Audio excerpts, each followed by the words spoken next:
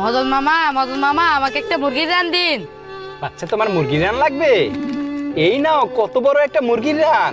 এটাকে এখন আমি আগে দিয়ে খেয়ে নি।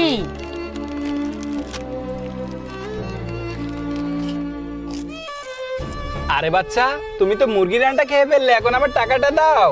আপনার টাকা লাগবে? এই নিন টাকা। ওকে হিপনোটাইজ করে ফেলেছি, এখন আমি এগুলো নিয়ে যাই।